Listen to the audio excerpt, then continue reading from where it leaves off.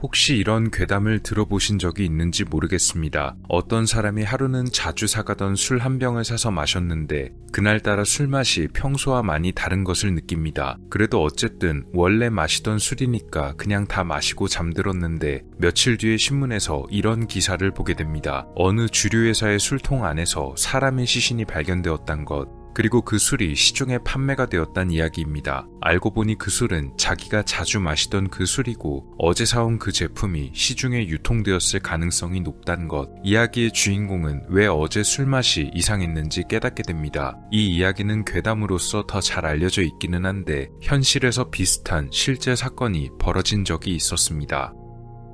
1978년 4월 당시 고등학생이었던 A군이 체포됩니다. A군이 체포된 혐의는 동갑내기의 학생 B양을 해친 혐의. 이 사건이 화제가 되었던 이유는 체포된 A군이 유명 주류회사 사장의 아들이란 점도 있었지만 사건의 내용이 기괴하다는 점이 더 컸는데요. 시신이 이 회사의 술통 안에서 발견되었기 때문입니다. 체포된 A군의 진술에 따르면 사건의 개요는 이렇습니다. A군과 B양은 같은 동네 출신, 서로 알고 지내던 사이로 원래는 그냥 그렇게 알고 지내던 사이에서 그쳤지만 고등학교에 진학한 뒤에는 그 관계가 발전해 연인이 됐다고 합니다. B양은 여러모로 인기가 대단히 좋았다고 하는데요. A군 역시도 큰 주류회사 집안의 아들이었다는 점 때문에 다른 여학생들에게도 인기가 꽤 높았다고 합니다. B양은 특히 A군과의 결혼까지 예감했던 모양인지 자기 가족에게도 A군과의 관계를 자랑하면서 결혼까지 생각하고 있다는 뉘앙스를 풍겼다고 합니다. 아마 A군과 그렇게 이야기를 나눴는지도 모르겠습니다. 그런데 사건 며칠 전 A군의 귀에 이상한 이야기가 들려옵니다. 남자 관계가 현재도 매우 복잡하다는 것. 그래서 그는 B양을 사건 당일 새벽 회사 공장으로 불러냅니다. A군과 B양은 몰래 공장의 2층으로 향했습니다. A군의 계속된 추궁에 B양은 상당히 억울한 반응을 보였다고 합니다. 하지만 A군의 추궁은 끝나지 않았다네요. A군의 진술에 따르면 이렇게 B양을 계속해 추궁하자 B양이 결백하다며 옷을 갑자기 모두 벗어던지기 시작했던 것입니다. 그런데 옷을 모두 벗은 B양이 바닥으로 넘어지더니 갑자기 경련을 일으켜 A군이 무척 당황했다고 합니다. 시간이 흘러도 B양은 깨어날 기미가 보이지 않았다고 하는데요. 다급했던 A군은 일단 사건 자체를 피해버릴 심산으로 B양을 끌어다가 공장 안의 술 발효통 안에 집어넣어 버렸습니다. 즉 B양이 아직 숨졌거나 했던 상태가 아니었음에도 불구하고 확인도 제대로 하지 않은 채 그렇게 술통 안에 집어넣은 것입니다. 여기까지가 바로 A군의 진술로 밝혀진 사건의 개요입니다. 체포된 A군은 구속되어 재판을 받게 되었는데요. 그리고 10월에 벌어진 공판에서는 A군에게 단기 2년 6개월과 장기 3년의 징역을 선고하게 되고 A군은 1981년에 만기 출소하였다고 전해집니다. 이후의 근황으로는 계명에서 살고 있다는 이야기도 있지만 확실하게 어떻게 지내고 있는지는 정확히 알려지진 않았습니다. 그런데 이 사건에는 사실 다른 진실이 숨겨져 있다는 얘기들이 등장합니다. 해당 사건을 다룬 또 다른 유튜브의 영상 댓글 등지에 이 사건이 일반적으로 알려진 것과는 아주 다르다는 의견들이 나온 것입니다. 이들은 자신들이 사건 당시 그 지역에 거주하던 사람들이며 A군의 진술대로 알려진 사건의 내용과는 다르게 B양은 아주 억울한 죽음을 맞이했다는 이야기입니다. 이들의 의견에 따르면 이 사건은 여러 요소가 조작되었다고 하는데요. 피해자 B양은 알려진 것과는 다르게 그냥 평범한 학생으로 남자 관계가 아주 복잡한 사람은 전혀 아니었다고 합니다. 게다가 부친이 교사로 재직 중인 상태였기 때문에 B양 역시도 그저 공부에 매진하는 스타일이었다고 합니다. 당시 고등학교 3학년으로 수능을 앞두고 있었기에 다른 곳에 한눈을 팔 틈 같은 것은 더더욱 없었다고도 하는데요.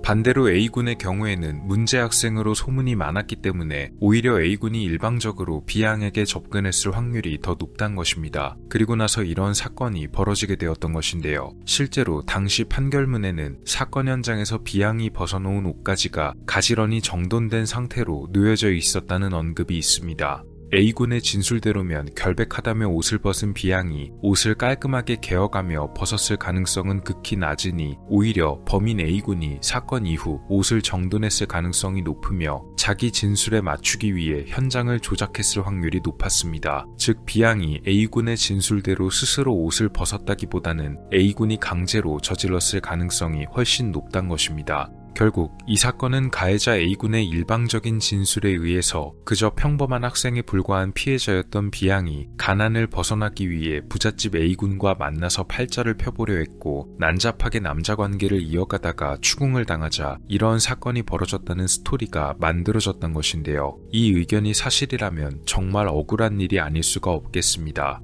사건 내용 자체가 워낙 기묘했던 데다가 당시 사건이 여러 번 보도되면서 해당 주류 회사도 큰 타격을 입어 나중에 회사가 다른 곳에 인수되었다고 합니다. 특히 당시 보도 중에는 시신이 담겨져 있던 술이 시중에 유통되었다는 내용의 보도까지 있었다고 하는데요. 마치 괴담과도 같은 현실 속의 실화였습니다.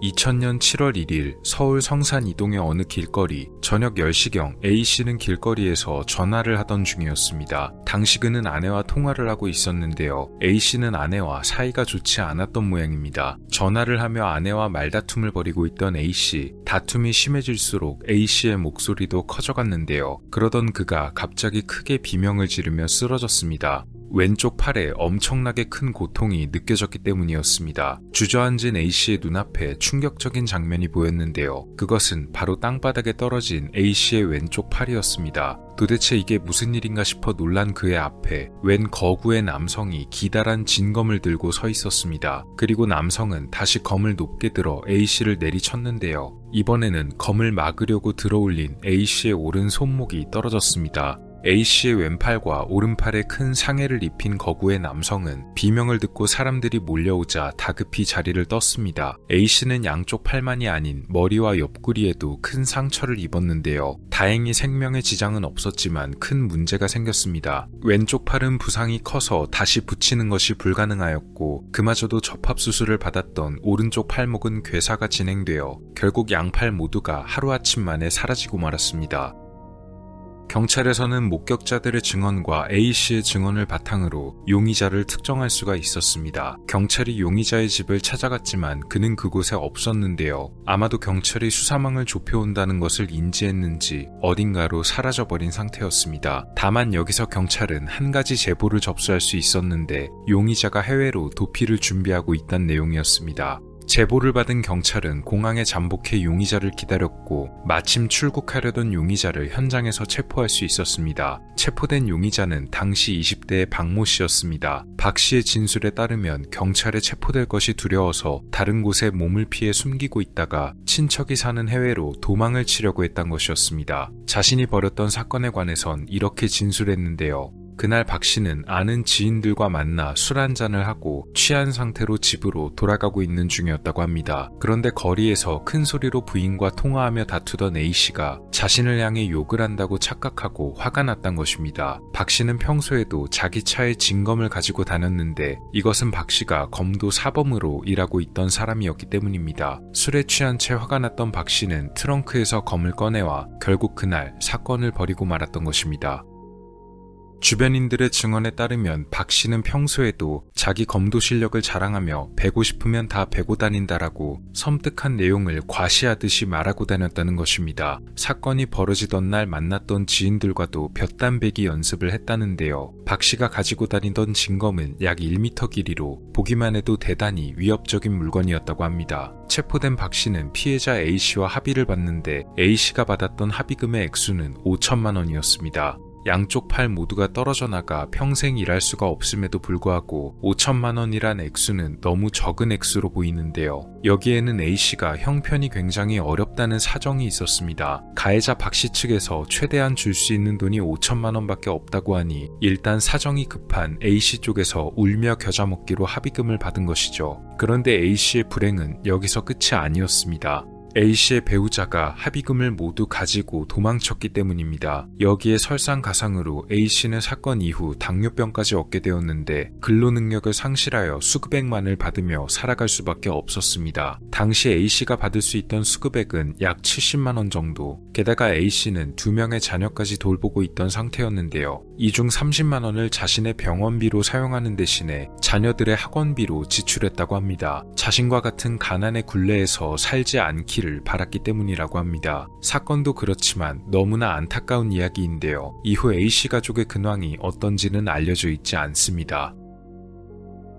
마지막 사건은 다소 내용이 충격적일 수도 있습니다. 2011년 7월 18일 충북 청주의 청남경찰서에 신고 전화가 접수됩니다. 한 아파트 단지 화단에 누군가 숨져 있다는 내용이었는데요. 출동한 경찰이 발견한 것은 화단에 숨진 채 누워있던 여성. 60대 후반의 이 여성은 아마 추락한 것으로 보였는데요. 당시 엘리베이터의 CCTV 등을 조회한 결과 이 여성이 플라스틱 의자를 들고 12층으로 향한 것을 알 수 있었고, 비상계단의 창문 근처에 이 의자가 놓여있던 것이 확인됩니다. 아마 타살이었을 가능성은 거의 없는 것으로 보였습니다. 그런데 경찰이 시신을 발견할 당시 이상한 점이 하나 있었습니다. 바로 시신의 하의가 거의 벗겨져 있다는 점이었는데요. 아무리 높은 곳에서 낙하한다고 하더라도 하의가 이렇게 벗겨지는 경우는 드물었습니다. 게다가 시신의 자세도 대단히 부자연스러웠는데요. 그렇다면 추락한 이후에 누군가 하의를 벗겼을 가능성이 높았는데 대체 누가 무엇 때문에 이런 짓을 벌였는지 알 수가 없었습니다. 경찰에서 강력하게 의심했던 것은 최초 목격자이자 신고자였던 당시 고등학교 3학년의 A군이었습니다. 경찰은 A군에게 다시 연락을 취해서 혹시 발견 당시에 사고 현장이 어땠는지, 특이한 사항 등이 없었는지에 관해 질문했는데요. A군이 시신의 하의가 벗겨져 있다는 점에 관해서는 거의 말하지 않았다는 사실에 주목합니다. 오히려 그 점에 관해 언급을 회피하는 눈치였다고 하는데요. 경찰에서는 혹시나 하는 마음에 A군을 다그쳤고 우물쭈물하던 A군에게서 놀라운 대답을 들을 수 있었습니다. 시신의 하의는 자기가 그런 게 맞다는 대답이었습니다. A군은 대신 다른 행위는 일절하지 않았다고 말했는데요. 그의 말을 믿을 수 없던 경찰에서는 시신을 부검할 때 혹시 신체에 다른 흔적이 없는지에 관해서도 문의했고, 부검 결과 A군의 대답과는 다르게 외부 접촉의 흔적이 나타납니다. 경찰은 A군을 다시 불러 검사 결과대로 한 번 더 추궁했는데, 검사 결과 앞에서 더 거짓말을 할 수 없던 A군은 결국 자기가 했던 일에 대해 실토하고 말았습니다. 하의를 벗긴 것도 맞고 시신에 손을 댄 것도 맞다는 얘기였습니다. 산전수전을 다 겪은 형사들이 듣기에도 A군의 대답과 행위는 상당히 충격적인 이야기였습니다. 시신의 이런 행위를 저지르는 것도 법적으로 엄연히 범죄입니다. 경찰에서는 A군에게 왜 이런 짓을 벌였는지 물었는데 A군은 그냥 어떻게 되는지 보려고 그랬다고 말했습니다. 다른 기사에서는 한번 건드려 보고 싶었다라고도 나오는데요. 도대체 뭐가 뭘 어떻게 되는지가 궁금했던 건지는 모르겠지만 정상적인 범죄의 행위로는 도저히 볼 수가 없었습니다. 경찰에서는 A군을 구속하고 정신감정을 의뢰했습니다. 조사 결과 A군은 고등학교에 들어간 이후에 동급생들에게서 쭉 괴롭힘을 당해왔던 것으로 밝혀졌는데요. 이에 관해 학교에 고민을 토로하기도 했었지만 A군이 겪은 문제는 해결되지 못했던 모양입니다. A군은 학교는 솔직히 가고 싶지도 않았지만 고등학교는 의무적으로 졸업해야 하니 참고 다녔다고 말하기도 했습니다. 관계자는 A군이 폭행을 겪는 과정에서 정신적 문제가 생겼고 그로 인해 충동적으로 이런 범행을 저지른 것 같다는 의견을 내놨습니다. 사건 내용도 내용이지만 참 기분이 묘해지는 것 같습니다.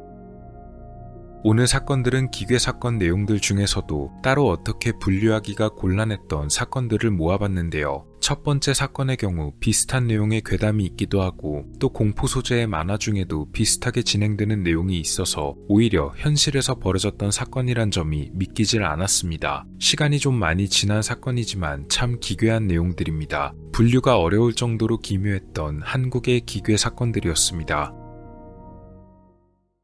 오늘 영상은 어떠셨나요? 다음 시간에도 더 많은 이야기들로 찾아뵙도록 하겠습니다. 미스터리 큐브였습니다. 감사합니다.